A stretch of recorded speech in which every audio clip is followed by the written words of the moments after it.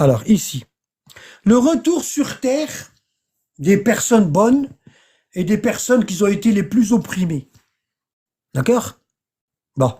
Ici, on a Kitab al-Ghaiba, le livre de l'occultation. C'est un livre chiite qui provient des sources des descendants du prophète. D'accord? On a, dans Kitab al-Ghaiba, du Cheikh al-Nu'mani, tome 1, page 234, on trouve ce hadith, ici, que j'ai traduit.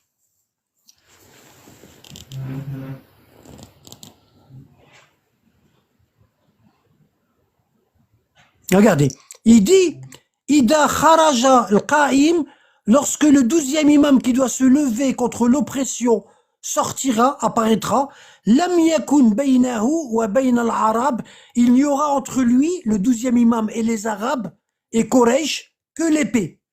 Ses premiers ennemis au 12e imam, c'est les arabes. C'est les premiers ennemis de l'islam. Les premiers ennemis de l'islam, c'est les arabes.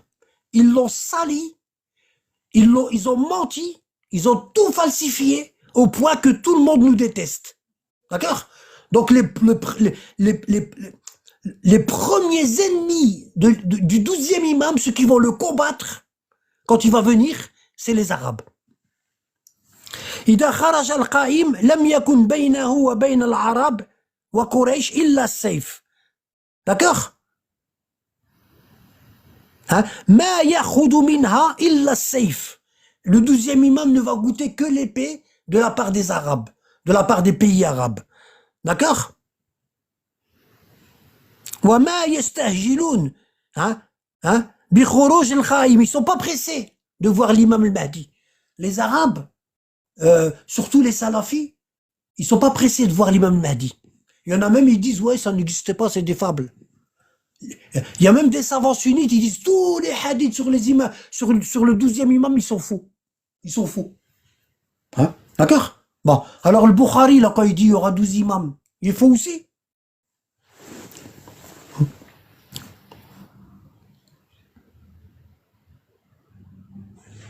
Alors, l'imam Ja'far Sadiq a dit, lorsque le Qaïm, celui qui doit se lever contre l'oppression, l'imam Mahdi, sortira de son occultation, la seule chose qu'il y aura entre lui et les Arabes et Quraysh, c'est l'épée. Et de même, le Mahdi, 12e imam, ne recevra des Arabes que l'épée. Ils vont l'attendre avec des épées. Et ils ne seront pas pressés de le voir apparaître. Hein? C'est comme il a dit Mohamed Ben Salman. Hein? Il a dit, on ne peut pas faire la paix avec l'Iran. On ne peut pas faire la paix avec eux. Et le journaliste, il lui dit, pourquoi? Ben, il dit, ils sont toujours en train de parler d'un Mahdi qui va venir, qui va les venger et tout. Comment vous voulez parler avec des gens comme ça? Ils ont une religion eschatologique. Ils sont comme les chrétiens et les juifs. Hein? Ils attendent quelque chose. Nous, les sunnites, on n'entend pas. Hein? Le prophète est mort, il a laissé les compagnons. Les compagnons, ils nous ont apporté l'islam. Et ça y est, on va mourir. Hein? Mais eux, ils attendent quelqu'un. Ils sont toujours attendus. Ça veut dire quoi? Ben Salman, le roi d'Arabie, il a dit, on peut pas faire la paix avec les chiites parce que ils attendent le Mahdi, ils attendent quelqu'un. C'est des religions eschatologiques. On peut pas. C'est des religions messianiques. D'accord? On peut pas faire la paix avec des religions messianiques. On peut pas. Parce qu'ils attendent quelqu'un. Regardez, les Juifs, ils feront jamais la paix avec les Palestiniens. Non.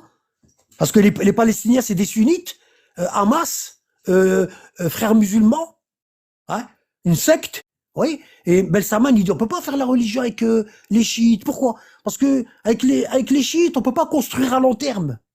Nous, pour construire, il faut oublier la résurrection, oublier le jugement dernier. Il faut tout oublier.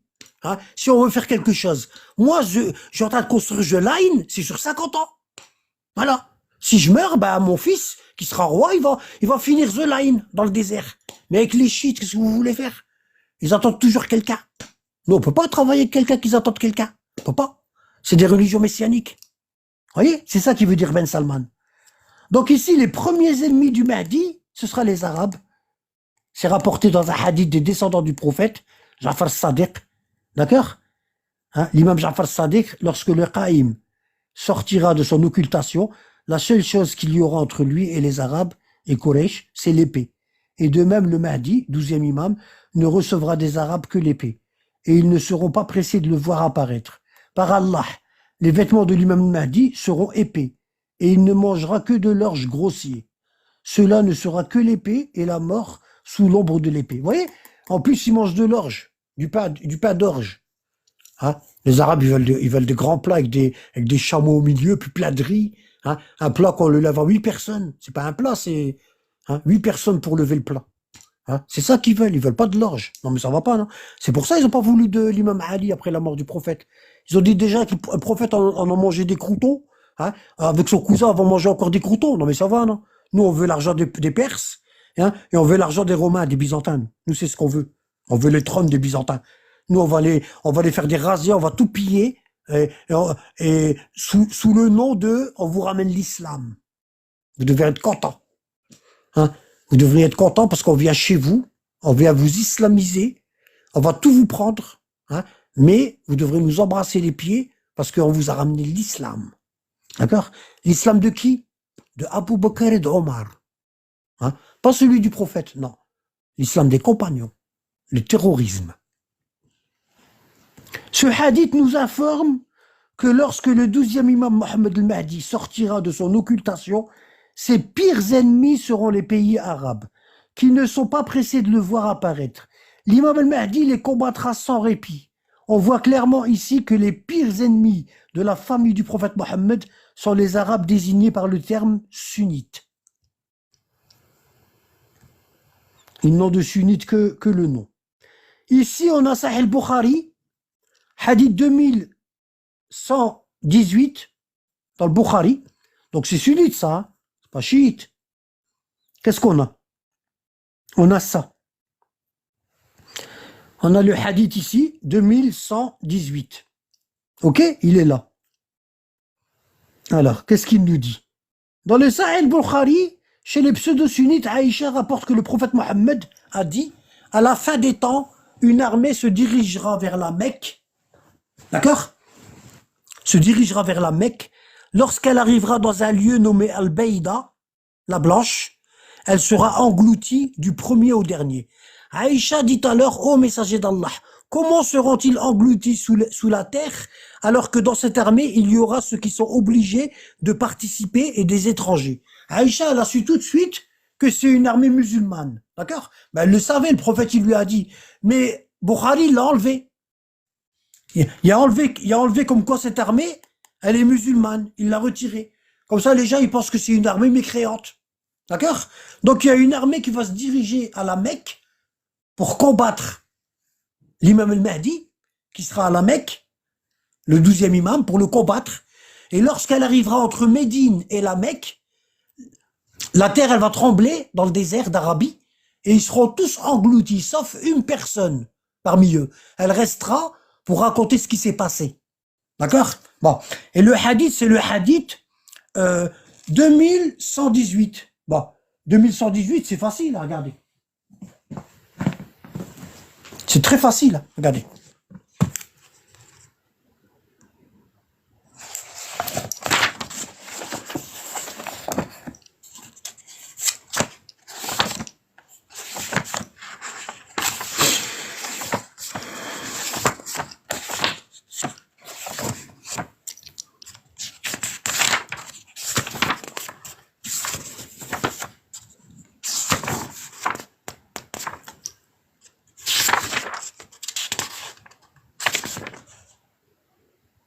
Ici, Bukhari, hadith 2118, Mohammed ibn Asbaha nous a rapporté selon Ismaël ibn Zakaria, selon Mohammed ibn Souqa, selon Nafi' ibn Jubair ibn Mat'am, selon lequel Aïcha a dit, l'envoyé d'Allah a dit, une armée marchera contre la Kaaba, d'accord, à la Mecque. Arrivé à un certain désert, les premiers et les derniers de cette armée seront engloutis. Tous. Aïcha, elle dit, oh envoyé d'Allah, répondit Aïcha, comment les premiers et les derniers seront engloutis alors qu'il y a parmi eux des commerçants et des gens qui ne sont pas de l'armée, des gens qu'on a enrôlés de force. Vous voyez? Daesh. Ça, c'est Daesh. Des gens, Sofiani. C'est Daesh. Le Sofiani. On va en parler. Des gens, ils vont être enrôlés de force. Ils voudront pas participer. Des musulmans qui vont être enrôlés de force pour aller combattre l'imam al-Mahdi à la Mecque. D'accord? Hein? Et Aïcha, elle dit cela, ils vont être obligés. Messager de Dieu. T'es en train de me dire que c'est une armée musulmane. Hein?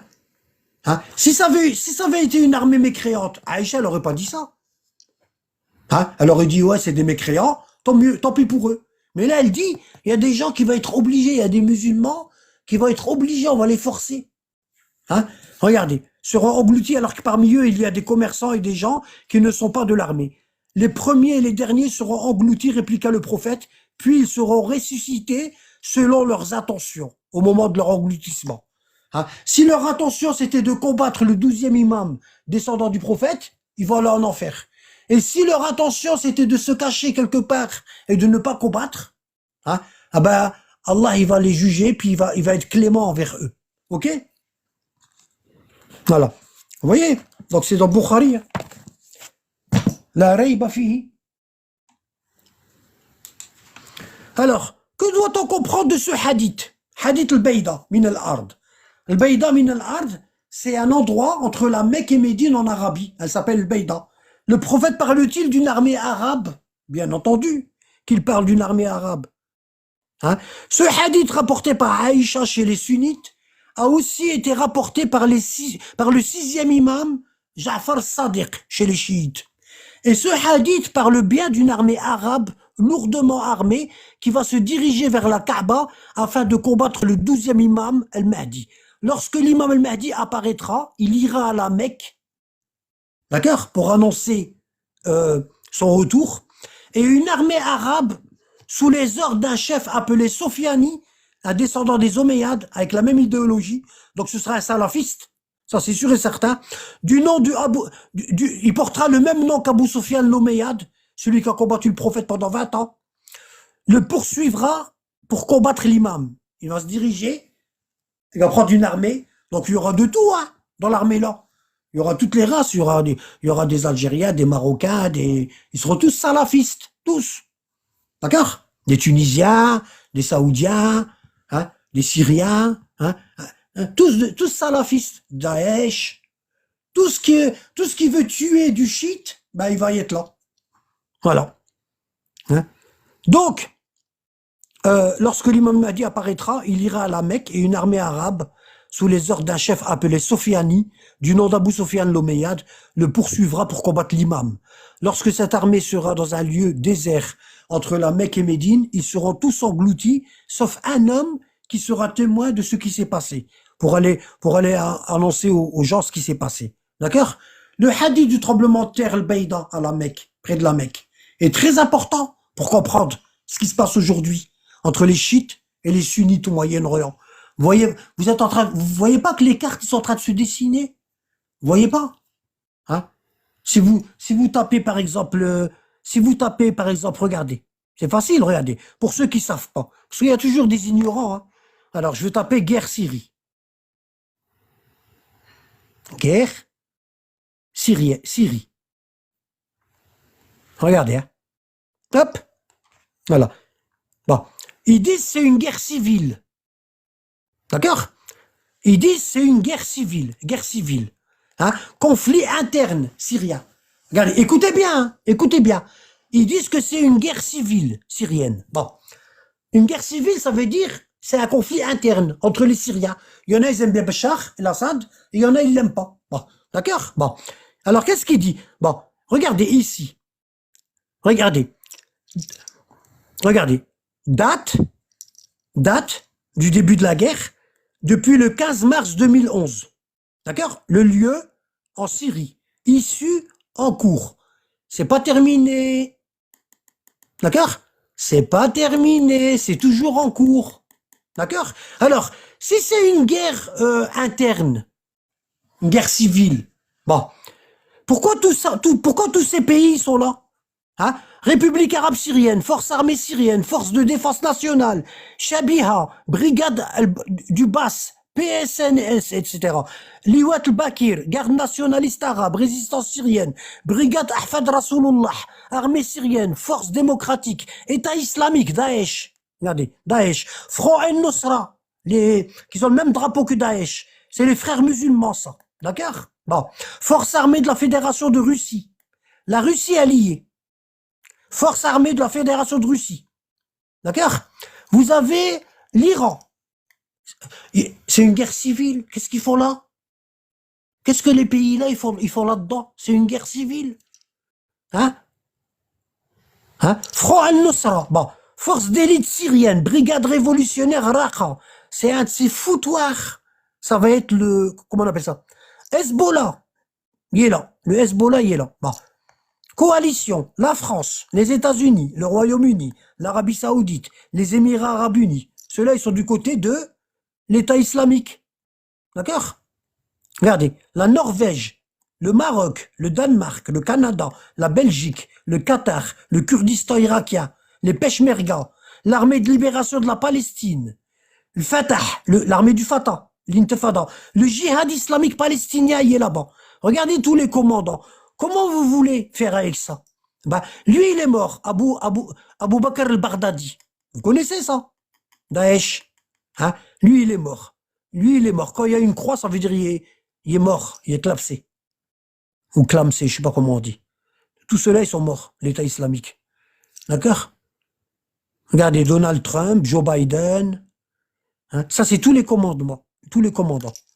Regardez, vous voyez les commandants là? Joe Biden, Donald Trump, Erdogan, ici. Hein? Sergueï Shoigu, Poutine, Vladimir Poutine. Et à qui encore qu'on connaît? Barack Obama. Bon. Ah, il n'y a pas Macron. C'est bizarre. Comment ça se fait, il n'y a pas là Macron? Pourtant, la France, elle est là. Hein, ici. Il va se passer un de ces trucs là-bas, un truc de malade. Là, c'est que... Là, vous savez, vous voyez, là, bon, les Russes sont partis, ils ont bombardé, les Américains, ils ont tous bombardé, ils ont tiré et tout. Là, ça s'est calmé un petit peu. Hein. Bon, mais il y a les groupes, ils sont restés en Syrie. Hein. Ils sont là-bas, il y a des bases, il y a Daesh, il y a El-Nusra. Hein. Vous voyez, ça, c'est la guerre syrienne. Vous voyez, ils disent que c'est une guerre fratricide. Un conflit interne syrien, c'est une guerre civile. Civile, ça veut dire c'est entre les peuples. Hein? Hein? Vous voyez, ils attendent tous là-bas. Quand l'imam al-Mahdi va venir, hein?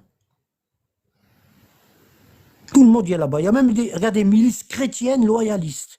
Les gardiens de l'aube, Sotoro, milices palestiniennes, tout le monde y est là-bas.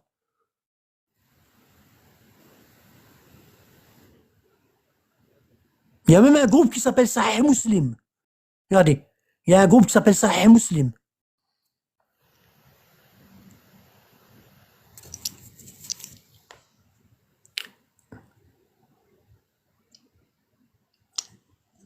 Alors, voilà. Donc Sofiani, ça va être quelqu'un d'ici.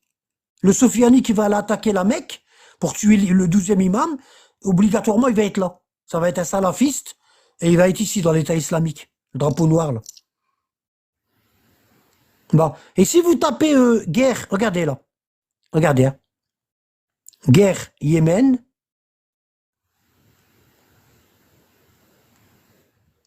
Guerre civile Yémen. Ah, c'est aussi une guerre civile. Subhanallah. C'est bizarre. Alors on va voir si c'est vraiment une guerre civile.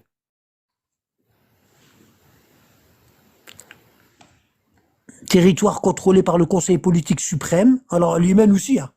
Ah, regardez là. Territoire contrôlé par le gouvernement Hadi et ses alliés. Territoire contrôlé par le Conseil de transition du Sud.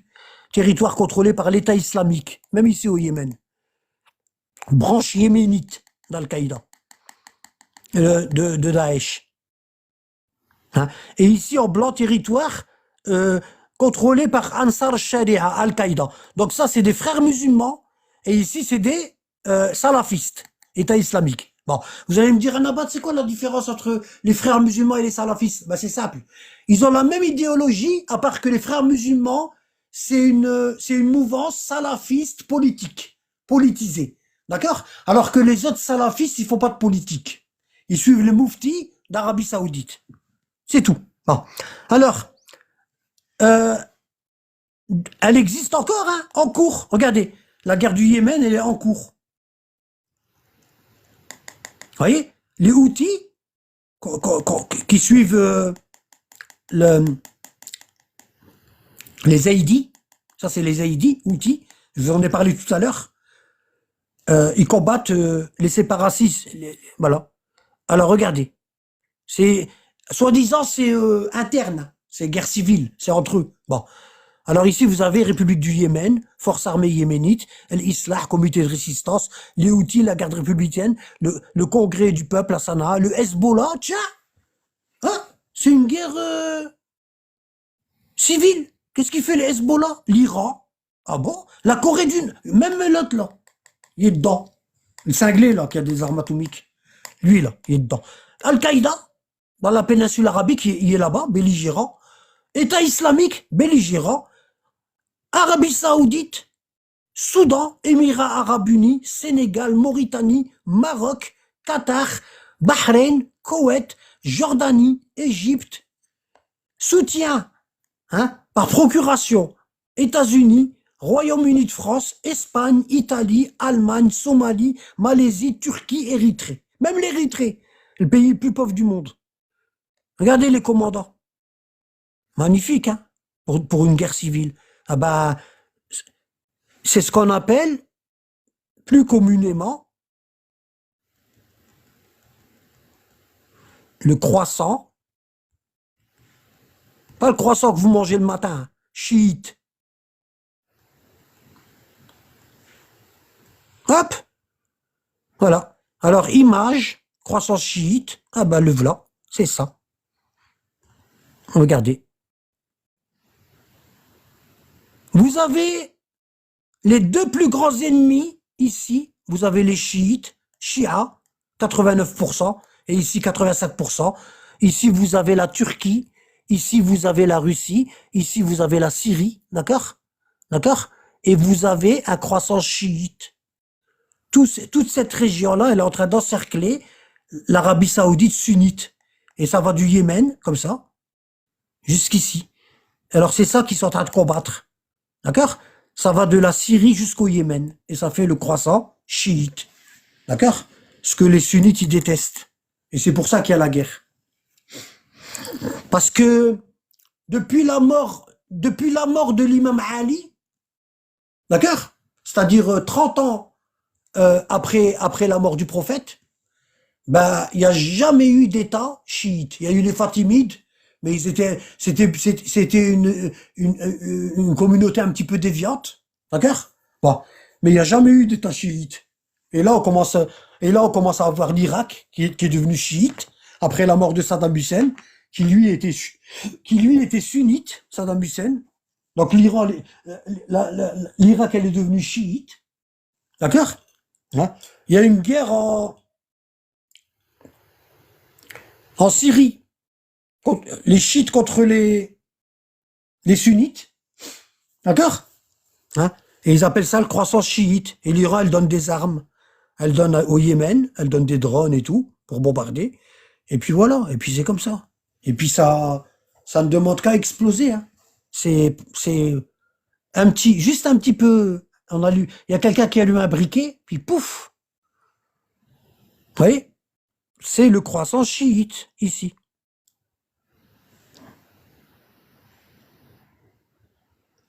Vous avez la Syrie ici, le Liban, l'Iran, alors qu'avant en Syrie, il n'y avait pas, hein, parce qu'en Syrie, il y a 80% de sunnites et 20% de chiites en Syrie. D'accord? Voilà.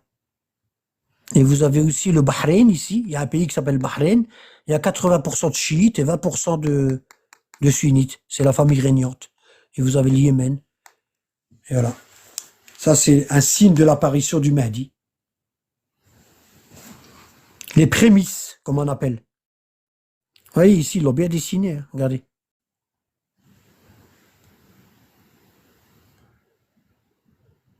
Vous voyez? Le croissant chiite.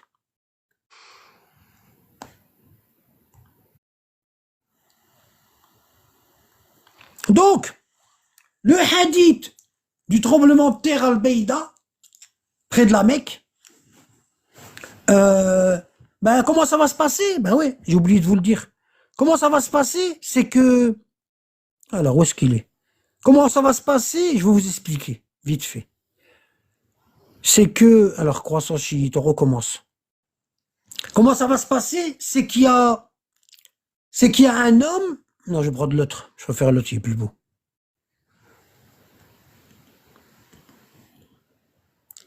Il y a un jeune homme... Il y a un jeune homme en Iran, il va se lever et il va appeler au Mahdi, au 12e imam, contre le régime des ayatollahs iraniens. D'accord, hein? Il y a un homme aussi au Yémen qui va se lever contre le régime, il va appeler au Mahdi. D'accord. Et il y a un homme, alors ici c'est l'Yamani, ici c'est... alors comment il s'appelle l'autre? Le Khorasani. Il y a un homme à Khorasan, c'est-à-dire en Iran, Iran, Afghanistan, il va appeler al-Mahdi, d'accord? Et il y a un homme aussi au Maghreb, il va appeler al-Mahdi. Et ce sera 3 généraux, ils seront les 3 généraux de l'armée du Mahdi. D'accord? Il y en aura 313. Mais ce sera les 3 premiers. Voilà, tout simplement. Pour l'instant, il n'y a personne qui s'est levé pour appeler. Les pions, ils sont là, tout le monde y a avancé ses pions, et on attend. Voilà.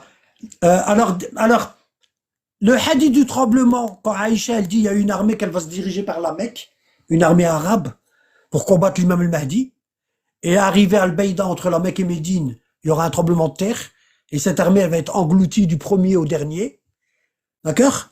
Ah ben, c'est ce qu'on appelle le résultat, ou la résultante, de la guerre en Syrie et au Yémen, que se mènent l'Iran et l'Arabie Saoudite par pays interposés, par procuration. D'accord? C'est une sorte de guerre froide, comme à l'époque de l'URSS et des États-Unis. D'accord? Par procuration interposée. Voilà. Donc je sais pas pourquoi là. Ici on a dans le livre Kamal al-Din wa Itmam al-Ni'ma, tome 1, page 677, on peut lire ce hadith rapporté par le 6e imam Ja'far Sadiq, dans ce livre-là. C'est rapporté chez les chiites, ça, par le 6e imam. Tout à l'heure, on a vu le hadith de Aïcha, et maintenant on voit ce hadith-là. D'accord? Bon. Qu'est-ce qu'il nous dit ici?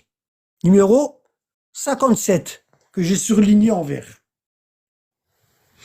D'accord? Ah, qu'est-ce qu'il nous dit? Il nous dit ça.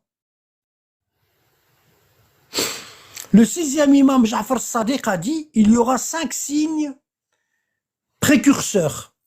5 signes, ils vont apparaître avant la sortie de Mahdi. Tant qu'ils ne sont pas apparus, ben ça va rester comme ça. Hein? Il y aura les belligérants, chaque pays, il est sur ses gardes, il lance une petite bombe comme ça de temps en temps, il garde ses positions, d'accord? Il se regarde comme chien et chat, d'accord? Bon, le 6e imam Ja'far Sadiq a dit, il y aura 5 signes précurseurs avant l'apparition du 12e imam Mohammed Mahdi. Il y aura l'apparition du Yamani, un homme au Yémen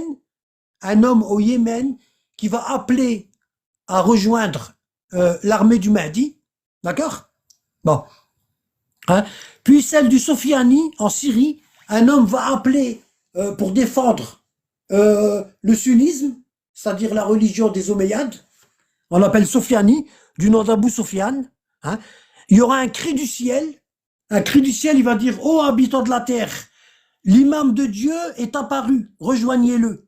D'accord? Il y a un ange c'est l'ange Gabriel, il va crier ça du ciel. Le tremblement de terre al-Beïda, il y aura un tremblement de terre en Arabie Saoudite, et l'assassinat de l'émissaire de l'imam al-Mahdi. L'imam al-Mahdi, il va envoyer un homme qui s'appelle Nefs Zakiya, l'âme pure. L'homme, il va s'appeler un Nefs Zakiya, c'est-à-dire l'âme pure. Il va l'envoyer à la Mecque durant le pèlerinage avec un message. Et il devra lire ce message-là à tous les pèlerins. D'accord? Lorsque cet homme-là, c'est un jeune homme, lorsque cet homme-là, il va arriver à la Mecque, d'accord? Hein? Il va, pour lire le message du 12e imam, il m'a dit, ils vont l'attraper les salafistes et ils vont l'égorger à côté de la Kaaba. Ils vont l'égorger à côté de la Kaaba. D'accord? Bon. Ce qu'on appelle l'assassinat de Nefs Zakiya, l'âme pure. D'accord? Donc, avant la parousie de Jésus, fils de Marie, et de Mohammed al-Mahdi, 12e imam, descendant du prophète, il y aura 5 signes bien distincts que tout le monde va reconnaître. Tout le monde. D'accord? Il y aura le Yamani, un homme qui va sortir du Yémen, et il va appeler les gens à rejoindre l'armée du Mahdi. D'accord? Il y aura le Soufiani, un homme qui va sortir de Syrie, et il va appeler à rejoindre l'État islamique contre le Mahdi. Et c'est cette armée-là, du Soufiani, qui sera engloutie à la Mecque. D'accord? Il y aura un cri du ciel de l'ange Gabriel qui va dire, ô habitants de la terre, le 12e imam, la preuve de Dieu est apparu. Rejoignez-le. Même si vous devez ramper sur la neige, rejoignez-le. Il y aura un tremblement de terre entre Médine et la Mecque, où l'armée sera engloutie, l'armée omeyyade. D'accord? Et il y aura le meurtre de Nefs Zakiya, le jeune homme que l'imam Mahdi va envoyer. L'imam Mahdi, il sera à Koufa, en Irak. Il sera à Koufa. Et il va envoyer ce jeune homme pour lire un message aux Mécois, aux pèlerins. Et lorsqu'il sera devant la Kaaba, entre Maqam Ibrahim et la Kaaba, il va être égorgé. Ok? Ben, pour suivre la tradition de Omar ibn Khattab. Premier signe. Le premier signe ici, numéro 1, l'Yamani. Depuis 2014 se déroule une guerre au Yémen. Une ethnie chiite, appelée les Houthis, veut instaurer un califat chiite. Énormément de pays sont engagés dans ce conflit, qui est une poudrière. Vous savez que actuellement, vous avez le canal des Suez, ici. Carte. Moyen-Orient.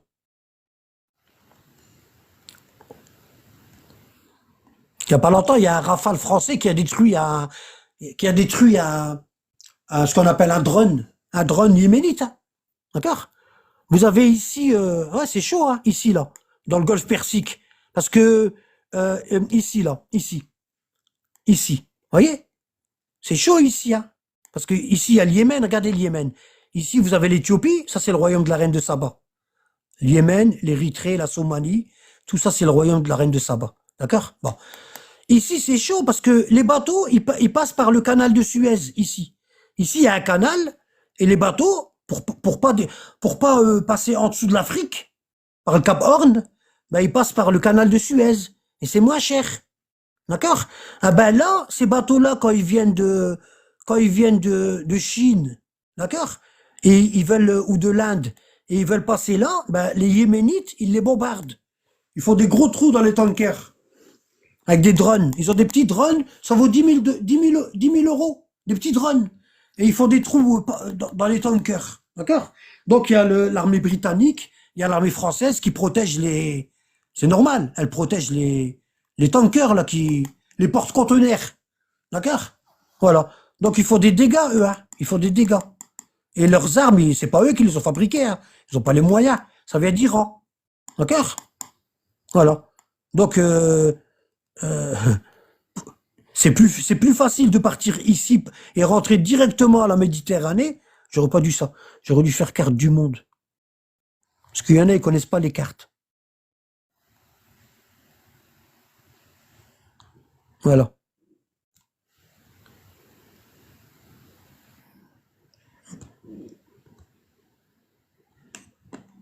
Voilà, ici. Voyez ici, là. Ici, il y a le Yémen. Ici, il y a le Yémen. D'accord? Avec des drones iraniens. Ils sont très forts dans les drones, l'Iran. Ils bousillent les tankers qui viennent d'ici, d'Australie, de Chine. Là, la Chine, c'est l'usine du monde. Hein. Donc les tankers, ils viennent par là, et ils coupent ici, et ils se retrouvent en Méditerranée. Puis de là, ils passent en Italie, en France, en Espagne, et puis ils peuvent aller aux États-Unis. Parce que ici, la mer, elle est très agitée. Ici, vous avez le Cap Horn, l'Afrique du Sud. Alors, si le bateau, il part de Chine, et il passe comme ça, ici, puis il remonte, c'est plus compliqué. D'accord? Parce que la mer, elle est agitée ici. D'accord? Alors que s'il passait par là, hop, mais là, il y a le Yémen qui bombarde. Et hop, ils arrivent directement ici à la Méditerranée. Ici, la mer, elle est calme. Ici, c'est calme. Il n'y a pas de risque de... D'accord? Ah ben, actuellement, il y a 50% du trafic maritime mondial qui passe plus par là, à cause du Yémen. Il passe plus par là. Il passe par l'Afrique du Sud. Et c'est un manque à gagner énorme. Et ça, parce que ça bouffe le kérosène et tout. OK? Bon. Donc là, les prémices, on a. Depuis 2014 se déroule une guerre au Yémen. Une ethnie chiite appelée les Houthis veut instaurer un califat chiite. Énormément de pays sont engagés. Ouais, ils défendent leurs marchandises, c'est normal, dans ce conflit, qui est une poudrière et qui ne demande qu'à exploser. En ce moment même, dans le golfe d'Aden, qui est un endroit stratégique, car les grands bateaux de pétrole et de marchandises, oh, il y a les pétroliers aussi, j'ai oublié de le dire, et de marchandises transitent par ce golfe, afin d'éviter un long trajet en contournant l'Afrique du Sud. Les Houthis, au moyen de drones et de missiles, bombardent tous les bateaux non alliés. Les Américains ont bombardé le Yémen, ils bombardent tous les jours les Américains, ils ripostent, en fait, en représailles et pour défendre les intérêts d'Israël, parce que l'approvisionnement d'Israël aussi passe par là. D'accord? Hein? Que les Houthis tentent d'atteindre avec des missiles. Sans compter l'Arabie Saoudite et les Émirats qui veulent instaurer un État sunnite au Yémen, les bombardements n'arrêtent pas. Selon les renseignements américains, l'Iran serait le principal soutien des Houthis yéménites. El-Yamani est un homme descendant de l'imam Hussein. Il appellera une révolte des chiites de la péninsule arabique avant l'apparition du 12e imam, Mohammed al-Mahdi. Donc le premier signe, c'est lui, Yamani. Yamani, ça vient de Yémen. Yamani, ça veut dire un habitant du Yémen. Ok? Bon, ça c'est le premier signe. Bon, je vous ai parlé de la guerre civile au Yémen. La guerre civile yéménite est un conflit armé qui oppose depuis l'été 2014 principalement les rebelles chiites houthis et jusqu'en 2017 les forces fidèles à l'ex-président Abdullah Salah qui a été assassiné. Hein? Lui était sunnite. La guerre du Yémen est encore en cours et d'après le nombre de pays engagés, elle n'est pas prête de s'arrêter. Bon, ça je vous l'ai montré. Hein. Le golfe. Alors ici, vous voyez, voilà. Voilà. Les Houthis ici, voilà, ils bombardent. Tout ce qui rentre ici, bah, on tire dessus. Voilà. Ils pourrissent la vie, comme on dit.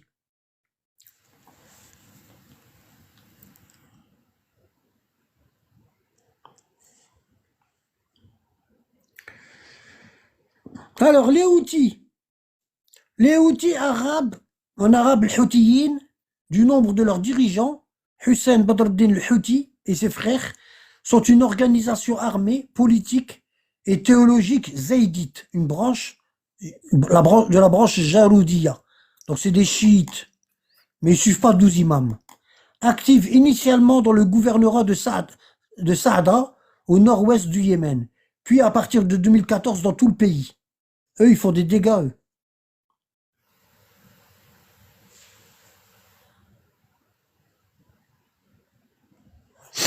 Je vous l'ai montré ça tout à l'heure. Hein. Les pays... Yémen. La Russie appelle les États-Unis à cesser de bombarder les Houthis. Bon, du coup, là, il n'y a pas besoin de faire un dessin. Hein. On voit de quel côté sont les États-Unis et de quel côté est la Russie. Hein. Elle appelle à cesser de bombarder les Houthis yéménites, c'est-à-dire eux. Hein, c'est des chauds, eux. Hein. Ils n'ont pas peur de mourir. Le ministre russe des Affaires étrangères, comment il s'appelle, Sergei Lavrov, a appelé jeudi les États-Unis à cesser leur agression contre le Yémen, après que l'armée américaine y a bombardé pour la 4e fois en moins d'une semaine les rebelles Houthis. Le Danemark a annoncé ce jeudi vouloir rejoindre la coalition américano-britannique. C'est une guerre mondiale hein, qui se prépare. Vous croyez quoi hein. Ils ne font pas des bisous. Hein. Le soulèvement du Yamani au Yémen. Yamani, c'est un homme qui va apparaître au Yémen et il va appeler au 12e imam. Le soulèvement de Yamani, en arabe Khuruj el-Yamani, ou le soulèvement de l'Qahtani, pareil, de Qahtan, est un signe de la réapparition de l'imam du temps. l'imam al-Mahdi.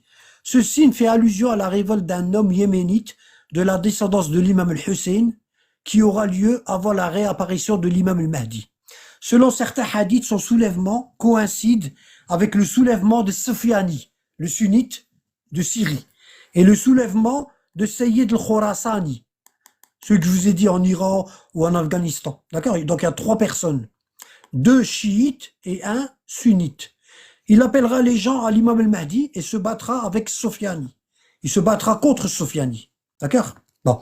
Depuis le 1er siècle de l'Hégire, un certain nombre de personnes ont prétendu être al-Yamani. Ça a toujours été. Chez les sunnites des Mahdi, vous en avez des centaines. D'accord? Comme Abdurrahman ibn Muhammad al-Kindi, qui se révolta contre le Hajjaj ibn Yusuf al-Thaqafi, le bourreau omeyyade, qui a dit, si je vois une personne s'essuyer les pieds durant les ablutions, je lui coupe les pieds. Lavez-vous les pieds. Alors qu'Allah, il dit, essuyez vos pieds dans le Coran, le dessus. Et lui, le Hajjaj ibn Yusuf, c'était un bourreau omeyyade. Il a fait des dégâts, lui, des dégâts. Ben, c'est lui qui est à l'instigation de la boucherie de Médine, quand ils ont violé 1000 femmes, les Omeyyades. D'accord? Bon. Personnalité du Yamani. Al-Yamani est le titre d'un homme qui, selon les hadiths, se révoltera avant l'apparition de l'imam al-Mahdi, le 12e imam. Il appellera les gens à lui. Le nom origine de l'Yamani n'est pas mentionné dans les hadiths. On l'appelle l'Yamani, c'est-à-dire celui du Yémen. D'accord? Mais il est présenté comme l'un des descendants de l'imam al-Hussein, ou l'un des descendants de Zayd ibn Ali ibn al-Hussein. D'accord? Bon. Parce que Zayd, Ali, ici c'est Ali Zil Abidin. D'accord? D'accord? Ali Zil Abidin. Et Ali Zil Abidin, il a eu Mohamed al-Bakir. Et Mohamed al-Bakir, il avait un frère qui s'appelait Zayd. Et cette branche-là, elle a donné les Zaydis du Yémen. Les Zaydites que je vous parle, les Houthis. D'accord? Bon. Donc ils disent, c'est un des descendants de l'imam al-Hussein par son fils Zayd. D'accord? Bon. Il est dit que selon certaines sources sunnites, son nom est Jahjah ou al-Hassan ou al-Hussein. Bon, les sunnites, c'est pas la peine. L'auteur du livre Rayat al-Huda wa Azlaf fi Asr al-Dhuhur dit, bien que la généalogie de l'Yamani n'est pas déclarée dans les hadiths, mais la preuve définitive prouve qu'il est l'un des descendants de l'imam Hussein. Ben oui, les Zaïdis, c'est normal.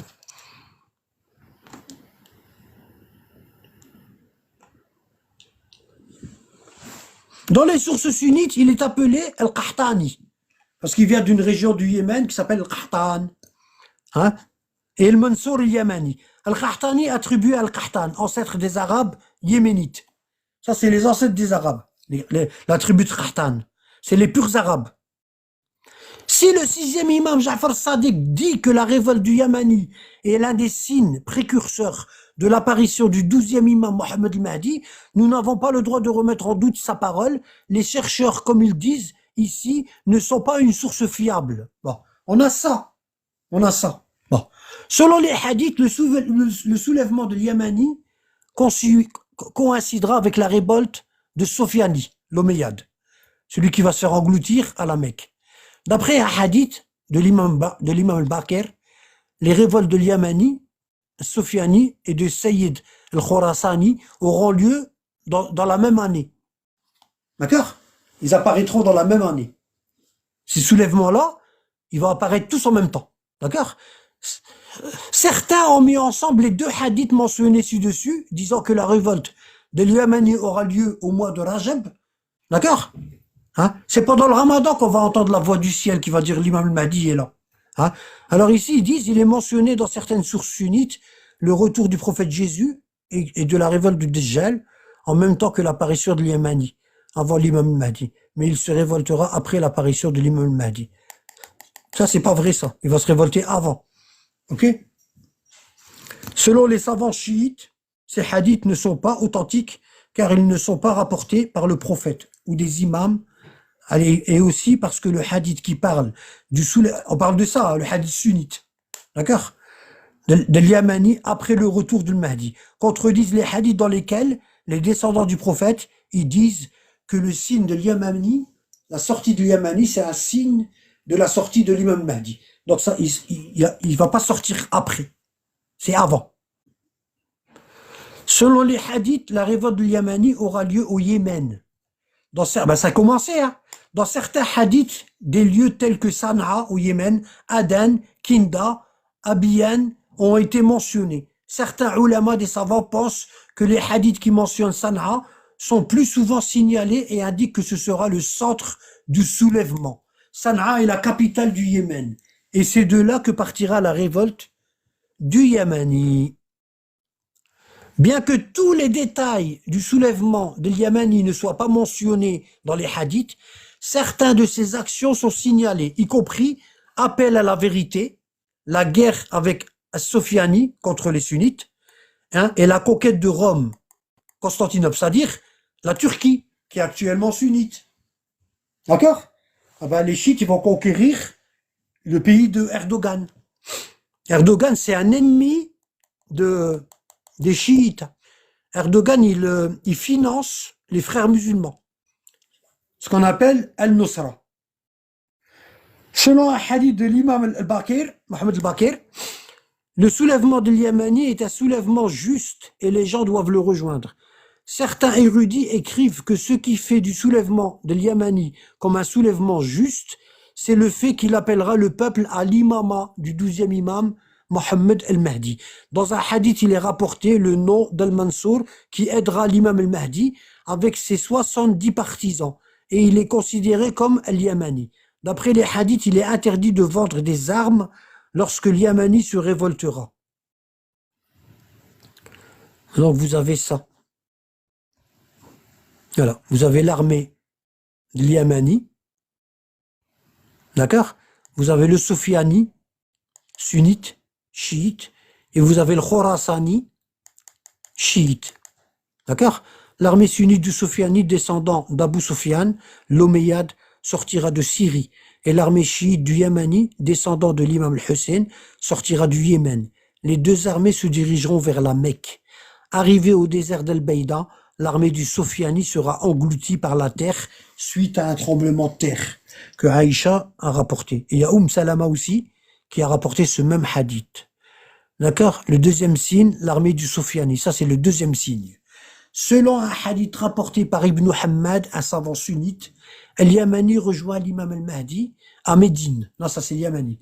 Donc l'Yamani, il va partir de Syrie et il va savoir que l'imam al-Mahdi, il est à Médine, il va le rejoindre.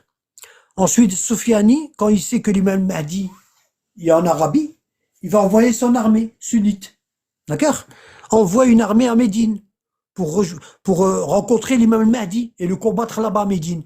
Mais entre-temps, quand l'armée du Sofiani arrivera à Médine, l'imam al-Mahdi sera déjà parti pour la Mecque. D'accord? Il sera déjà parti pour la Mecque. Donc Sofiani, qu'est-ce qu'il va faire? Il va sortir de Médine pour poursuivre le Mahdi. Et quand il va arriver entre la Mecque et Médine, dans un désert qui s'appelle Beïda, la terre elle va trembler, ils vont tous être engloutis. D'accord? Ensuite, Sofiani envoie une armée à Médine. El-Yamani et l'imam Mahdi laissent donc Médine pour la Mecque. L'armée de Sofiani les poursuit. Lorsque l'armée de Sofiani arrivera à la région de Beïda, elle s'enfoncera dans la terre. Conquête. Selon certains hadiths rapportés dans les sources sunnites, El-Yamani conquérera Constantinople et Rome. D'accord? Rome, c'est Byzance, hein. C'est pas le Vatican. D'accord? C'est Byzance. C'est-à-dire la Turquie. Les drapeaux de lui et de ses compagnons sont blancs. Alors vous reconnaissez, les drapeaux du Yamani, ils sont blancs, et le drapeau de l'État islamique, il est noir. D'accord? Dans les sources chiites, la conquête de ces villes est attribuée à l'imam al-Mahdi. Donc là, c'est pas ça, ça c'est Sofiani, ça c'est Daesh. Ça c'est Sofiani. Ça c'est l'armée qui va être engloutie entre la Mecque et Médine.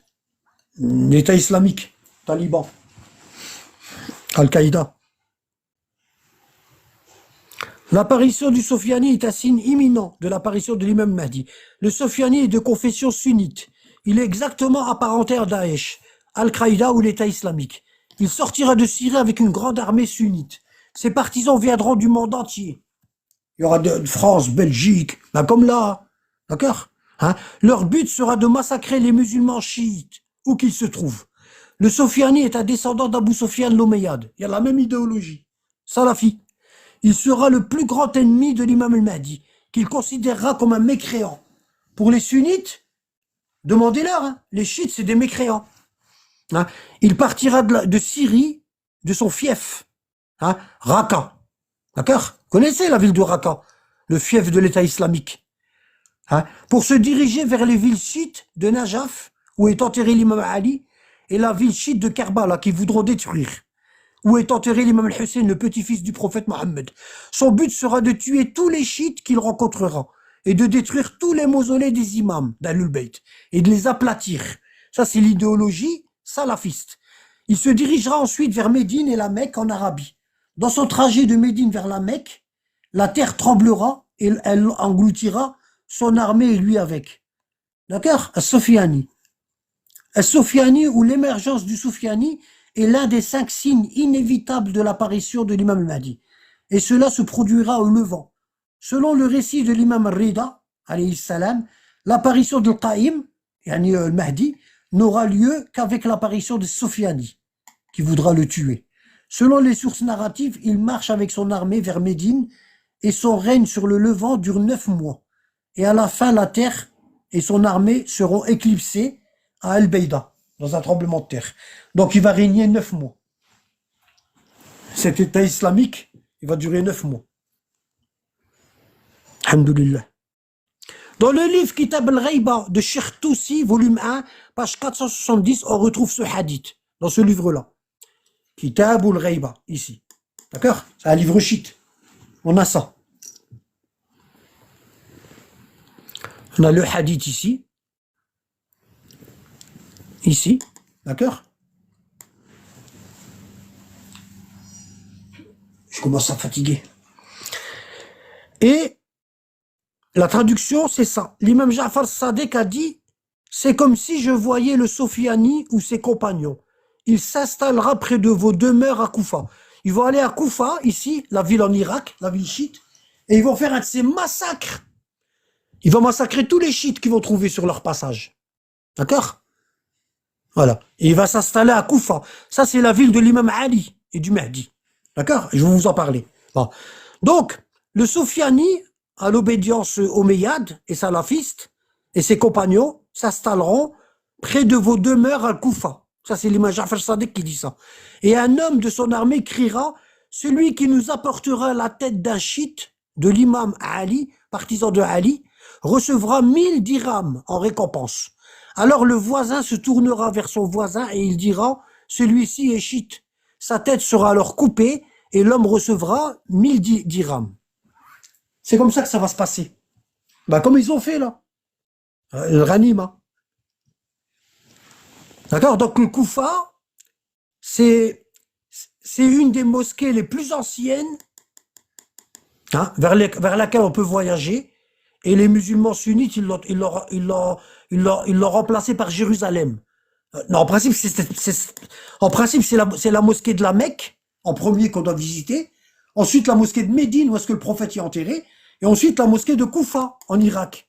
Ah ben, les sunnites, ils ont jeté la mosquée de Koufa, ils ont dit non, c'est Jérusalem. C'est pas Koufa. D'où le conflit avec les juifs.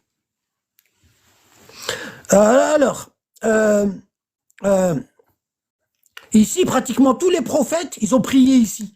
Même le prophète, la nuit de l'ascension nocturne, les lettres Isra ou le Mihraj, il a prié 2 rak'at ici, en compagnie de l'ange Gabriel. D'accord? Bah, Koufa est une ville d'Irak environ. C'est ici que l'imam Ali il a établi son comment on appelle ça? Comment on appelle ça? Son administration. Hein? Pour pas que la ville du prophète elle soit atteinte par les guerres. Médine. Pour préserver Médine, la ville où il a enterré le prophète. D'accord? Koufa est une ville d'Irak environ 70 mètres de Bagdad et à 10 km au nord-est de Najaf. Najaf, c'est 10 km de Koufa, il a enterré, l'imam Ali a enterré à Najaf. Elle est située sur les rives du fleuve Euphrate. La population en 2003, etc. Bon, bref. Hein? Suite à l'assassinat du troisième calife Othman, d'accord? C'est-à-dire 25 ans après la mort du prophète, le troisième calife Othman, Omeyyade, a été assassiné sous l'ordre de Aïcha et des deux compagnons Talha et Zubair, d'accord? Donc ils ont assiégé la maison du troisième calife et ils l'ont tué. Les compagnons, hein, d'accord? Et les émeutes qui se sont déroulées à Médine. L'imam Ali, qui vient d'être choisi comme calife, décide de déplacer la capitale du califat. Il décide de la déplacer de Médine à Koufa en Irak. Il préservait alors Médine où était enterré le prophète Mohammed. Et de plus, il serait plus proche de Damas, parce que l'Irak, elle est proche de Damas. Il pourrait combattre le calife usurpateur Muawiyah Omeyyade. D'accord? Ouais. Hein? Et de plus, il serait plus proche de Damas en Syrie, où Muawiyah, l'ennemi Omeyyade, avait son quartier général. D'accord? La ville de Koufa devint alors la capitale de l'émir des croyants, Ali ibn Abi Talib. C'est la capitale de Ali, ici. C'est de là qu'il dirigeait. Et le berceau des chiites, partisans des imams d'Ahlul Bayt. Aujourd'hui, c'est à Najaf, à quelques kilomètres de Koufa, que l'imam Ali est enterré. Dans toutes les villes d'Irak se trouvent des tombeaux de la famille du prophète, les Ahlul Bayt. Pour les fanatiques pseudo-sunnites, l'Irak est le berceau des chiites. Il faut le démolir. Lorsque le Sofiani apparaîtra, à la fin des temps, il sera élu émir par les groupes sunnites, salafistes. Tout comme l'État islamique l'a fait avec Abu Bakr al-Baghdadi, qui a été tué par les Américains. En principe. Le Sofiani se dirigera avec son armée vers les villes d'Irak. Il va se diriger vers l'Irak, de Syrie vers l'Irak. Il faudra tuer tous les chiites qu'on va rencontrer sur notre passage, parce qu'ils sont mécréants, selon eux. Il sera élu émir par les groupes sunnites, tout comme l'État islamique l'a fait avec Abu Bakr al-Baghdadi. Le Sofiani se dirigera avec son armée vers les villes d'Irak, à majorité chiite, Samara, Najaf, Karbala, Koufa. Son but sera de détruire les mausolées des imams, descendants du prophète, Ahlul Bayt, et de massacrer tous les chiites qu'il trouvera. Ensuite, à la peur terrible qu'il suscitera et à la prime qu'il distribuera, il va donner des sous. Toute personne qui me ramène la tête d'un chiite, je lui donne 1000 dirhams. Hein? Suite à la peur terrible qu'il suscitera et à la prime qu'il distribuera, certains chiites dénonceront leurs voisins afin d'obtenir la prime. Des chiites, hein? Et pour être épargnés. Le Sofiani commettra un carnage. Il se dirigera alors vers Médine, en Arabie Saoudite, parce qu'on lui dira que l'imam Mahdi, il est sorti et qu'il est parti vers Médine. D'accord? Donc l'imam, lui là, Sofiani va à la Médine, mais l'imam Mahdi aura déjà quitté Médine. Il sera dirigé vers la Mecque. D'accord? Le Sofiani commettra un carnage. Il se dirigera alors vers Médine, en Arabie, afin de rechercher l'imam al-Mahdi, qu'il ne trouvera pas. Sur son chemin vers la Mecque, et alors il passera par un endroit du désert appelé Beïda. Lorsqu'il va rejoindre l'imam Mahdi à la Mecque, il y aura un tremblement de terre qui engloutira toute son armée. D'accord? Voilà. Entre Koufa, la ville de gouvernorat d'Irak, où est-ce que l'imam Ali il a établi son centre de commandement, et Najaf, il y a 14 minutes, en voiture. D'accord? Et l'imam Ali est enterré là, et c'est en Irak.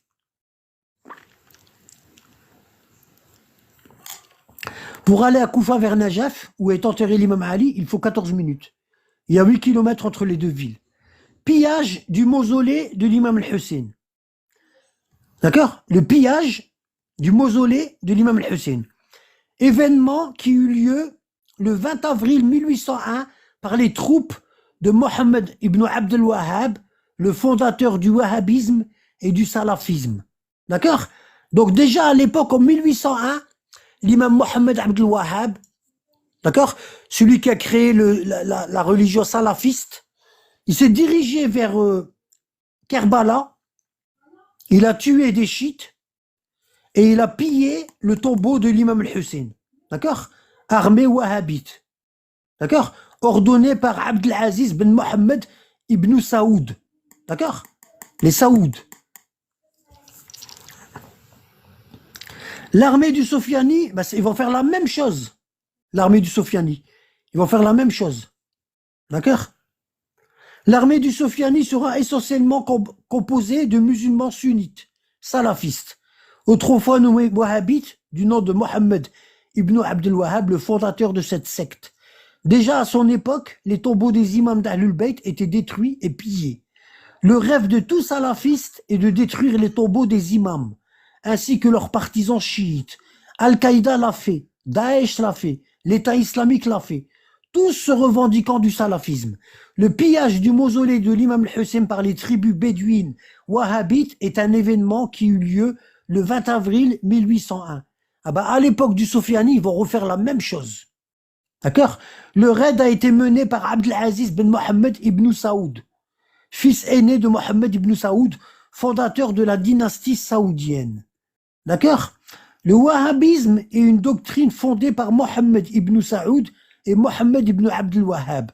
Elle prêche un islam pur et un retour aux sources. Retour aux sources de Omar ibn al-Khattab, celui qui se baladait avec un fouet, hein, et voulait couper la tête de tout le monde. Ainsi, elle tient en horreur tout rite qui s'éloignerait de l'islam appliqué à l'époque du prophète Mohammed. Alors que c'est faux, ça c'est des sources Wikipédia. En fait, ils veulent que tous les musulmans, ils suivent ils deviennent salafistes en fait. Ils suivent l'idéologie de Daesh, c'est ce qu'ils veulent. Et tout acte qu'ils considèrent comme de l'association à Dieu, comme notamment la vénération des morts ou l'élévation de grands tombeaux, ben, ils rasent et ils détruisent. D'accord? Voilà. 5 signes avant l'apparition de l'imam al-Mahdi. Le Sofiani en fait partie. Dans les récits chiites et sunnites, al-Sofiani est considéré comme un descendant d'Abu Sufyan. Et son visage est sanglant et cruel. Et les gens n'aiment pas le voir.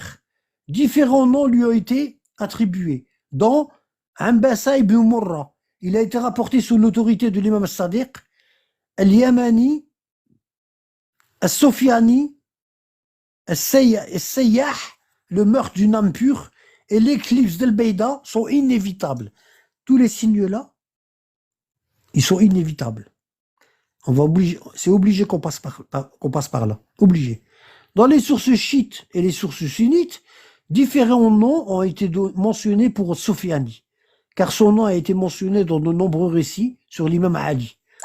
Au nom de Ambassa ibn Murra, Harb ibn Ambassa, Uthman ibn Ambassa, les chercheurs ont convenu de l'appeler Sofiani, remonte à son affiliation avec Abu Sufyan, c'est-à-dire l'idéologie omeyyade, le père des Omeyyades. Tout comme les narrateurs du hadith s'accordaient sur la bassesse de Sofiani et son hostilité envers Dieu Tout-Puissant et envers le prophète le plus honorable. Les groupes sunnites et chiites s'accordent également sur sa description. Notamment, le Sofiani est assoiffé de sang, un meurtrier qui n'a aucune pitié. D'après le récit de l'imam Sadiq, dans Bihar al-Anwar, Sofiani est l'ennemi des chiites. Et son héros à Koufa annonce que quiconque décapitera un chiite recevra 1000 dirhams.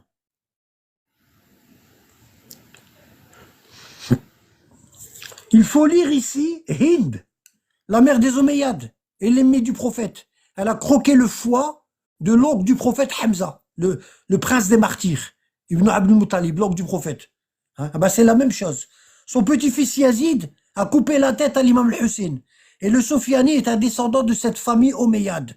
Il sera une brute, pire que les musulmans, pire que ce que les musulmans chiites ont déjà connu. Les récits précisent que l'heure de son départ est au mois de Rajab. Selon l'imam Sadiq, qui a déclaré, il est inévitable que le Sofiani émerge à Rajab, le mois de Rajab. Il existe d'autres récits sur les imams infaillibles. Le lieu exact de son départ a été déterminé.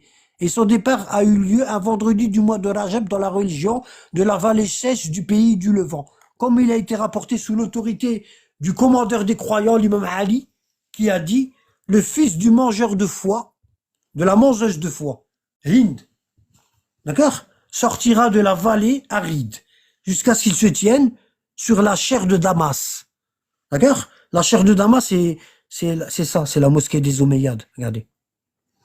Regardez. Elle existe encore, hein, c'était une église avant.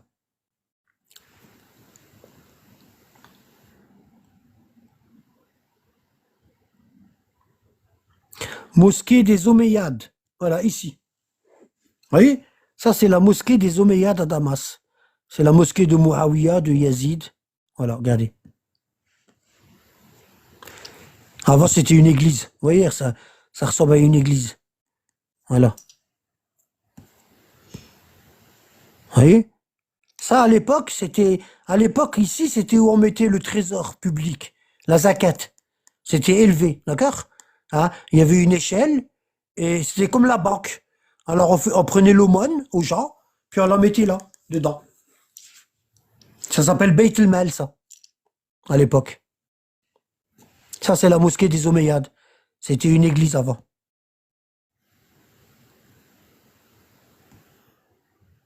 On voit encore les croix ici. Ils l'ont rendu mosquée. Ils ont badigeonné Ils ont badigeonné ce qu'on appelle les... Ah, je sais plus, j'ai oublié le nom. J'ai oublié le nom. Bref. Il y avait des visages, donc ils les ont badigeonnés.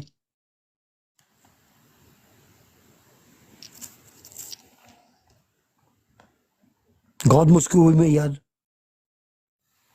Donc ça, c'est le centre névralgique des ennemis du prophète. En Syrie, à Damas, la capitale.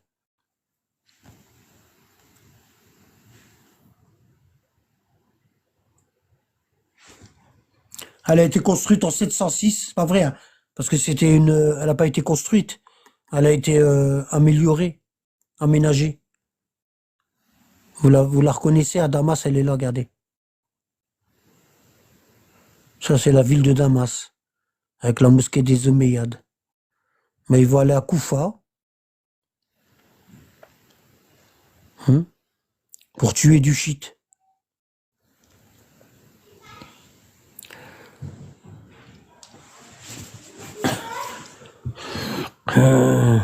Sofiane Marja Rajab, le commandeur des croyants Ali a dit, le fils du mangeur de foie sortira de la vallée aride jusqu'à ce qu'il se tienne sur la chair de Damas. Et de Damas, il va aller à Al-Koufa et il va massacrer. Voilà. Le cri du ciel. Ça, c'est le troisième signe de l'apparition du Mahdi. Il y aura un cri du ciel. D'accord? Bon. Le cri est l'un des signes inévitables de l'apparition de l'imam Mahdi. Attendu. Que la paix soit sur lui. Et c'est un appel du ciel qui annoncera son apparition imminente. Le moment du cri. C'est pendant le ramadan. La plupart des récits précisent l'heure du cri, qui est l'un des signes de l'apparition de l'imam Mahdi, alayhi salam. Car il se produira au mois du ramadan, dans l'une des années en lesquelles l'imam Mahdi apparaîtra.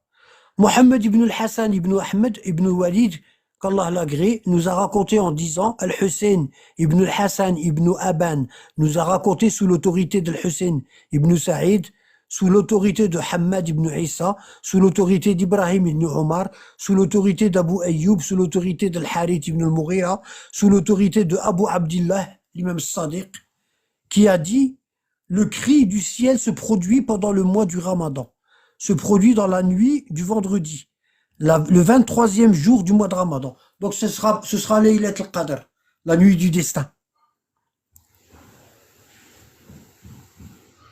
Voilà. Et le verset du Coran, c'est celui-ci.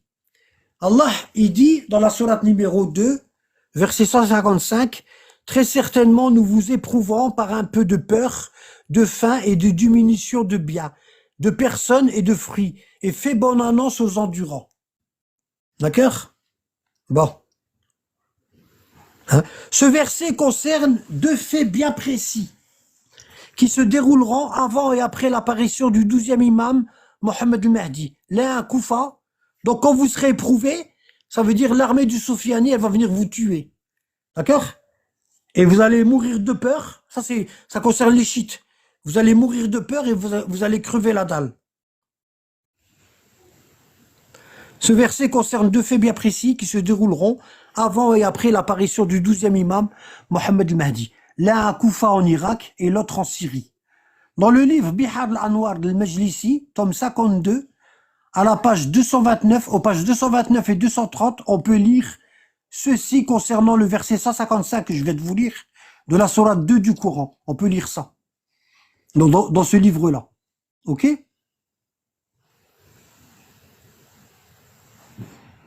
Le hadith, il est là. Page 229, ici. 229. Et il est un peu long. Je l'ai traduit ici. L'imam Ja'far Sadiq a dit, il est obligatoire qu'avant l'apparition de l'imam al-Mahdi, il y ait une année de pénurie, c'est les chiites, où les gens auront faim. Une peur plus forte que la mort les terrassera. Parce que, ouais, Daesh va venir chez eux. Wesh. La richesse diminuera. Il y aura un grand nombre de morts. Ceci est rapporté dans le livre d'Allah et l'imam Ja'far Sadiq récita ce verset-là que je vous ai lu. Très certainement, nous vous éprouverons par la peur, la faim, la diminution de richesse des personnes et des fruits. Annonce cela aux endurants. Donc les chiites, ils devront patienter parce qu'ils vont se faire massacrer. Hein? Concernant ces deux versets, l'un dans la sourate numéro 19, Marie, d'accord, verset 37, et l'autre dans la sourate 43, Az-Zukhruf, verset 65, c'est-à-dire ça. Ici, dans la sourate Marie, nous avons ça, verset 37. Par la suite, les sectes divergèrent entre elles, à leur malheur aux mécréants lors de la vue d'un jour terrible. Voyez? Ça s'appelle le Sofiani, un jour terrible. D'accord? Et ici, vous avez sourate Zukhruf, verset 65, mais les factions divergèrent entre elles. Malheur donc aux injustes du châtiment d'un jour douloureux. D'accord? Bon. Et ça, l'explication, elle est là, dans le même livre, Bihar al-Anwar, que je vous ai montré là, celui-là. Ici, dans ce livre-là. D'accord? Donc c'est le numéro, tome 52, page 229. Ah ben, dans le même livre-là, on a ceci. On a ce hadith.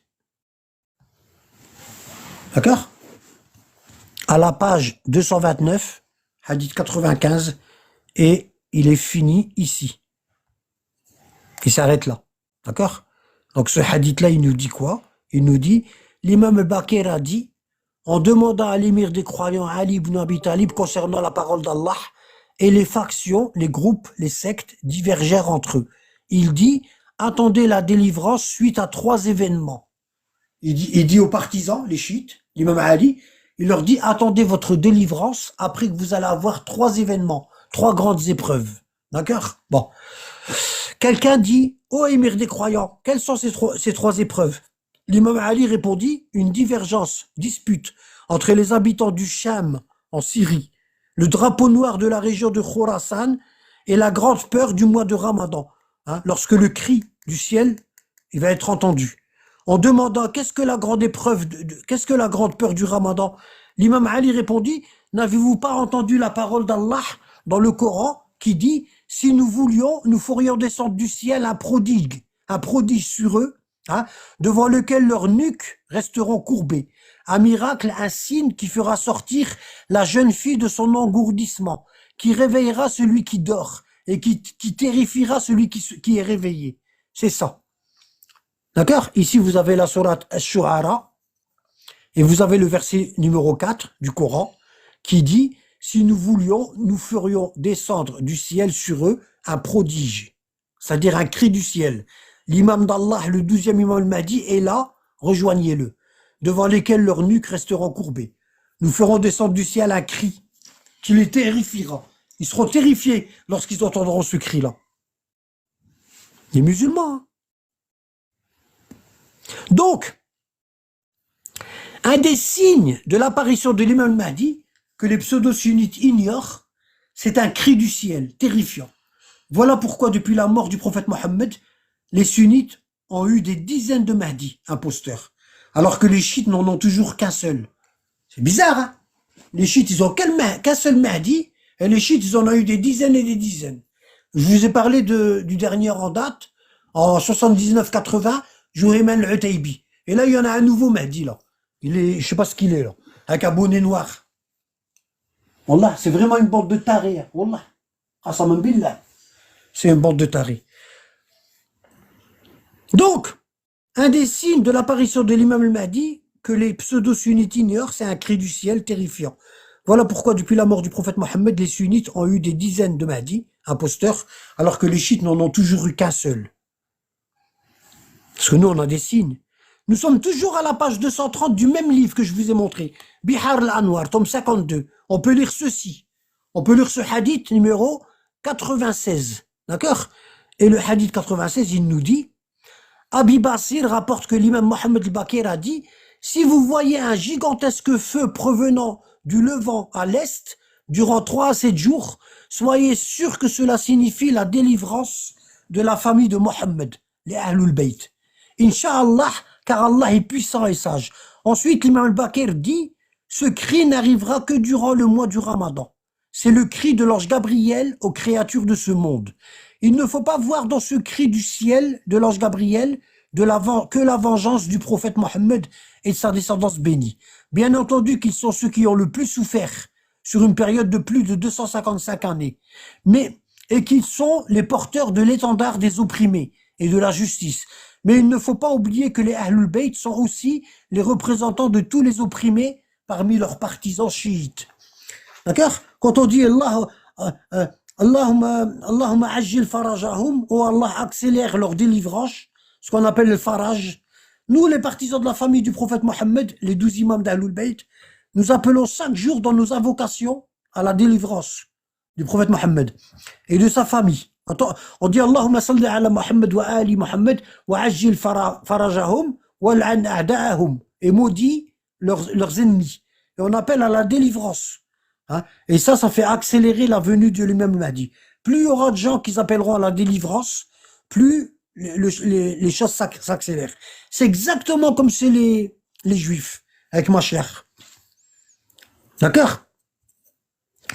Depuis plus de 1450 ans, la famille du prophète Mohammed est sacrifiée pour ce jour où l'ange Gabriel appellera à la vengeance pour toute injustice qu'a subie cette famille bénie. Ce cri signifie le retour Raja'a sur terre des meilleurs hommes que la terre a portés depuis Adam, et aussi de leurs pires ennemis. Alors,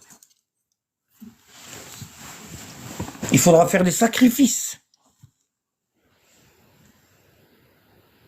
Certaines personnes très peu intelligentes, entre autres les pseudo-sunnites, ne comprennent pas pourquoi nous en voulons autant aux ennemis du prophète Mohammed et de sa famille. Pourquoi on déteste les compagnons? Pas tous, mais la grande majorité, on les aime pas. D'accord? Pour eux, les supplices imposés au prophète Mohammed, à sa fille Fatima, à l'imam Ali et à leurs descendants, c'est un mensonge. Ils disent non, c'est pas vrai, il n'y a rien. Hein, ils mentent, faut pas les écouter, c'est des menteurs. D'accord? Et pourtant, on a des hadiths de Aïcha, on a plein de trucs, hein. Plein. Dans le Bukhari et tout. Il y a plein de trucs. Franchement, ce serait malheureux de pas les voir, hein. Voilà, ce serait malheureux de pas les voir. Ils sont partout. Ici. Vous avez Sahih Muslim. D'accord? Regardez. Muslim, c'est authentique. Vous avez ça. D'accord? Regardez. C'est Aïcha qui rapporte, la fille du calife. C'est normal, hein? Aïcha, Aïcha raconte, un jour Fatima, la fille du prophète, a envoyé demander à Abu Bakr, son père, le père de Aïcha, de lui remettre son héritage de la part du messager d'Allah. Et elle ment Aïcha, c'est pas l'héritage, hein, d'accord? Concernant ses terrains à Fadak et à Médine, et son portion du 5e, etc. Et Abu Bakr, il n'a pas voulu donner à la fille du prophète, il a tout réquisitionné, c'est bien. Ce qu'on appelle confisquer. Ce qu'on appelle du racket. Voilà. D'accord? Bon. Hein? Et il veut pas donner, sans rien changer à son aumône. Puis il a refusé d'accorder une seule parcelle de bien à Fatima, la fille du prophète. Il lui a rien donné. Hein? Qui est sortie de lui tout en colère, sans lui parler jusqu'à sa mort. Elle est morte 6 mois après la mort du messager d'Allah. L'imam Ali, il dit 75 jours. Son mari Ali l'a enterré la nuit, sans demander l'autorisation à Abu Bakr, et il a fait la salate en sa faveur, en cachette. Par ailleurs, la mort de Fatima a défavorablement influencé la vie de Ali, qui a été disgracié par certains anciens partisans de sa femme, chiites de sa femme, qu'il a lui-même disgracié. Voyez, hein? C'est pourquoi Ali, qui a refusé ces derniers mois de ces derniers mois-là de reconnaître Abu Bakr pour calife, c'est décidé de le reconnaître. Vous voyez? Ça, c'est la fille du calife. Elle dit, Fatima, elle était en colère contre Abu Bakr, elle lui a pu adresser la parole, hein? Elle est sortie de chez lui, tout énervée, hein? Et elle lui a pu adresser la parole jusqu'à ce qu'elle est morte. Et à sa mort,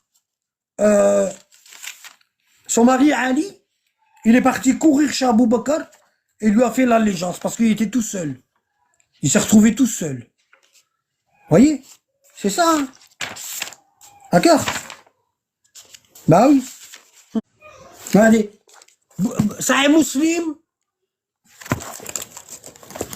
les mérites de Fatima. Hein? Après le meurtre de Hussein ibn Ali, le fils de Fatima, hein? Yazid ibn Muawiyah, il m'a demandé est-ce que tu vas me remettre l'épée du prophète. L'épée du prophète que vous voyez à la mosquée au musée de Topkapi en Turquie, c'est pas du prophète, hein, Wallah, même les cheveux, hein. Tout ça c'est du pipeau. Tout ce qu'il y a dans le musée turc et qu'il y a en Ouzbékistan, il y a un poil qui appartient au prophète, une dent, des sandales, une épée, tout ça c'est que du pipeau. Il n'y a rien qui appartient au prophète en Turquie, d'accord? D'accord? On vous ment, on vous ment. D'accord? Les objets du prophète sont restés dans sa famille. D'accord? Même l'épée, les sunnites, ils cherchaient à la reprendre. Regardez.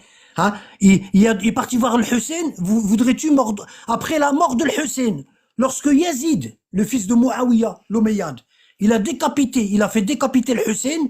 D'accord? Hein? Miswar ibn Makrama est parti voir Ali Zil Abidin, qui était encore jeune homme.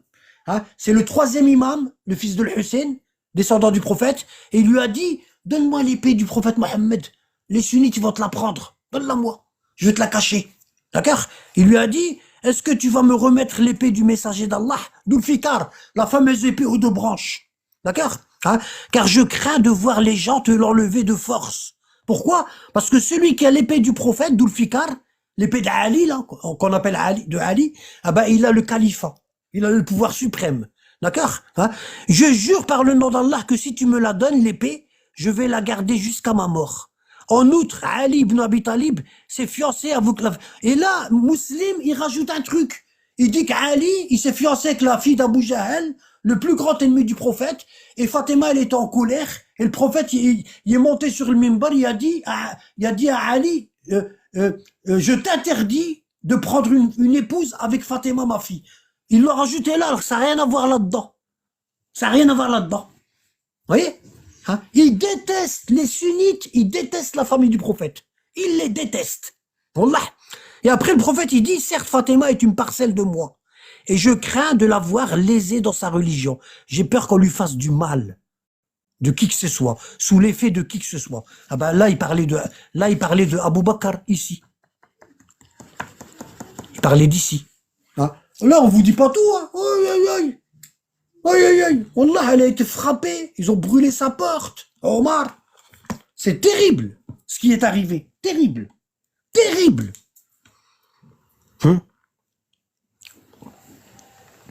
Donc, certaines personnes très peu intelligentes, entre autres les pseudo-sunnites, ne comprennent pas pourquoi nous en voulons autant aux ennemis du prophète Mohammed et de sa famille. Pour eux, les supplices imposés au prophète Mohammed, Fatima Zahra et l'imam Ali et leurs descendants est un mensonge. Ils ne comprennent pas grand-chose au sacrifice, parce qu'ils lisent pas. Où il y a un sunnite, il n'y a pas de livre. Et où il y a des livres, il n'y a pas de sunnite. D'accord? Ils lisent pas, c'est normal. Quand on leur raconte ça, ils disent, ouais, tu sors ça d'où? Bah, dans tes livres, al-hamar, al-bghal, al-jghal. Hein? Va lire, va. Hein? D'accord, l'imam Ali et leurs descendants est un mensonge. Ils ne comprennent pas grand-chose au sacrifice pour Allah, qui est le plus haut degré d'adoration et de soumission à Allah. Bah oui, Allah il a voulu leur donner le plus haut degré au paradis. Et ce degré-là ne s'acquiert que par le sacrifice. Et le sacrifice, c'est quoi? C'est la mort. Hein? C'est pas de tuer les gens, non, c'est d'être tué. Hein? C'est avec ce sacrifice énorme qu'Allah a élevé le prophète Mohammed et sa famille au-dessus de tous les mondes. Allah n'accorde ce sacrifice qu'aux élus. Si Aïcha a fait ce qu'elle a fait, si Abu Bakr, Omar, Othman, ainsi que la majorité des compagnons et leurs successeurs, les califes Omeyyades et Abbassides, ont fait ce qu'ils ont fait, cela n'est que pour éprouver une infime partie de cette communauté par le sacrifice et l'endurance. Il y a même des gens là, qui sont de familles sunnites, et ils découvrent la famille du prophète et ils ont peur. Ils me disent, Anabad, on ne le dit pas à notre famille. On a peur. La liberté de culte, ça s'appelle. Ben, il n'y en a pas dans le sunnisme. Cela n'est que pour les éprouver cela n'est que pour éprouver une infime partie de cette communauté par le sacrifice et l'endurance, qui les feront grimper les plus hauts lieux du paradis. Plus l'épreuve, l'endurance sont longues et pénibles, plus la récompense est énorme. Qu'Allah accorde le maqam al-mahmoud à Mohammed et à sa famille, d'accord, et à la famille de Mohammed, et que nous soyons parmi leurs proches. Amin.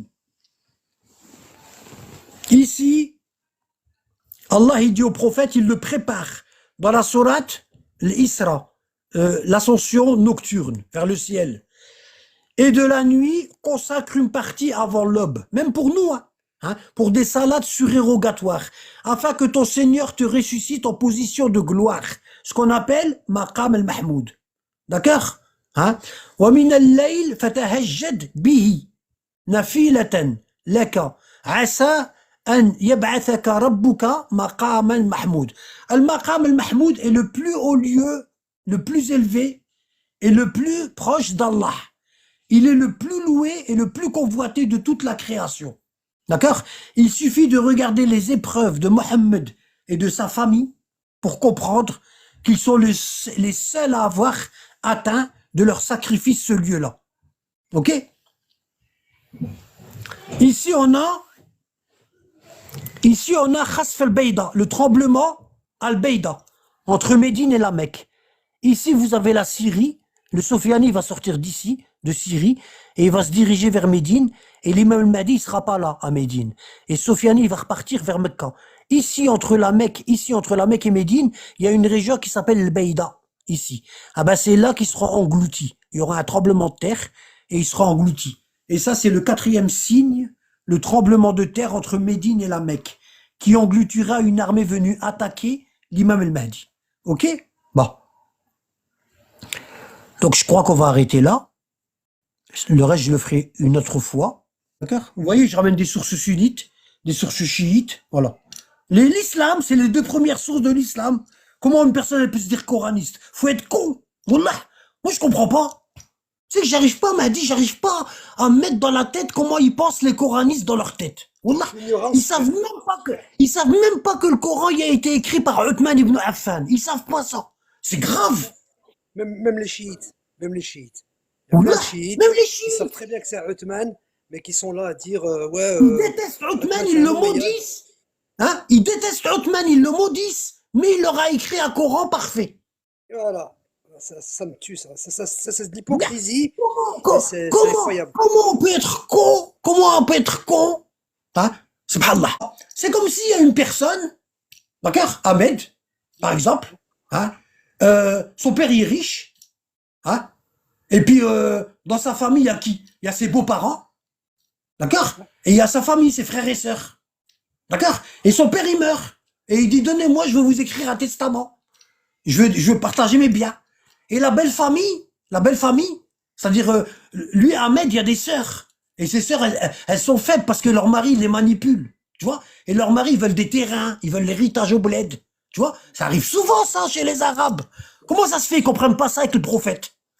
Comment ça se fait que le prophète, il comprenne pas ça? Ça arrive souvent au bled, qu'il y a la belle famille, elle vole les terrains de la famille, la vraie descendance du défunt. Voilà. Et les sœurs qui sont mariées avec des beaux-frères, c'est-à-dire la belle famille, les beaux-frères, c'est des loups. Ils sont en train de manipuler leurs sœurs. Ils sont en train de dire à leur sœur, ton frère, il va t'arnaquer, laisse-toi pas faire, moi je suis là, je vais défendre tes intérêts, d'accord? Et le papa Msken, il est épuisé, et il voit la bagarre autour de lui. Et il sait qu'il y a quelque chose. Ça arrive Ah oui. toujours, man. Le papa, Même nous, il sait même qu'il y a moi, quelque ça chose. m'est arrivé. Il sait qu'il y a quelque chose. Avant, le papa, c'était un gaillard. C'était un gaillard. Le mec, il frappe. Le mec, il parle devant lui, il lui met une claque. Ses mains, c'est des paluches, tu vois. Il lui met une claque, il parle pas. Mais là, il est faible, miskin. Il est usé, il est faible. Et dans son lit, il voit les clins d'œil des beaux-frères. Et ils sont tous là Le comme des loups. sourire. Ils sont tous là. Ouais, ils ramènent des fleurs, du parfum, tu vois. Je vais te faire à manger, tu vois. C'est connu, ça, chez les Arabes. On a tous vécu Bien sûr, ça. c'est connu, On moi, a je l'ai connu tous. chez moi, frère. Ouais, ouais. Et le papa, il est là. Chez moi. Et sa femme, le pire, c'est que la femme du père, elle tient avec ses filles. Bah ouais, Et moi, ses c'est comme ça, filles, moi. et ses filles, elles tiennent avec leur mari, c'est-à-dire les beaux-frères, les beaux-fils.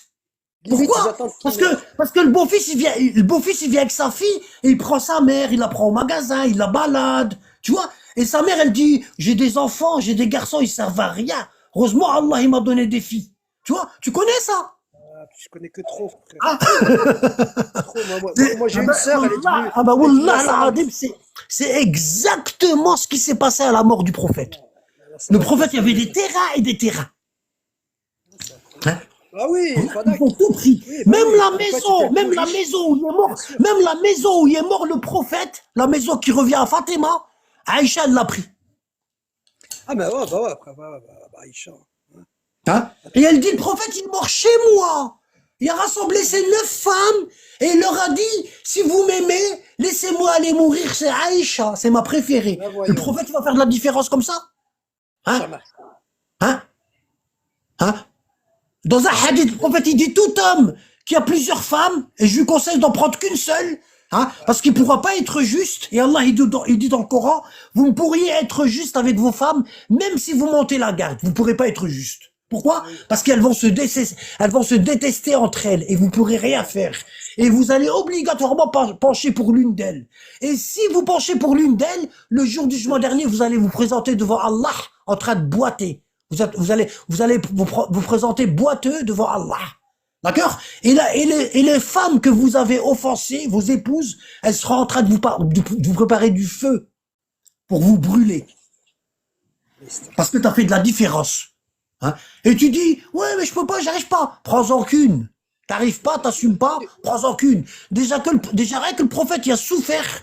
Hein? Salomon, il y avait 99 femmes. Tu te rends pas compte? Dans la Bible, le roi Salomon, il y avait 99 femmes. Sa femme. Nous, c'est que 9, tu vois. Regarde ce qu'il te demande, Abu Talab. Il t'a dit, il est mort où, le prophète? Putain. En plus, c'est un Il est mort. chia, lui, tu vois? C'est un chia, Il est mais mort. voilà, c'est incroyable. Il sait pas où c'est que le prophète, il est mort. C'est vrai, sérieux. C'est Sérieux? incroyable. C'est Si, vrai? Abu Talab, tu le connais, Non, c'est je un connais chia, pas. mais Non, là, je connais pas. si, il est Bah, je connais mort en Abu live. Turab. Je connais Abu Turab, l'imam Ali. Mais je connais pas Abu Non, Turab. mais on se comprend. Abu Turab, le mec, là, qui parle, là. Il est mort où, le prophète? Il est mort dans les bras de l'imam Ali. C'est grave. Rasulullah, il a parlé à l'imam Ali jusqu'à que son âme elle est partie. Vu que son corps a été lavé par l'imam Ali, où veux-tu qu'il meure, frère? Mais le prophète, lui, il est mort avec l'imam, à côté de l'imam Ali, dans la maison de Fatima, pardi. La maison que Omar et Abou Bakr ils voulaient brûler, pardi. Où? Ben oui, il est mort chez sa famille.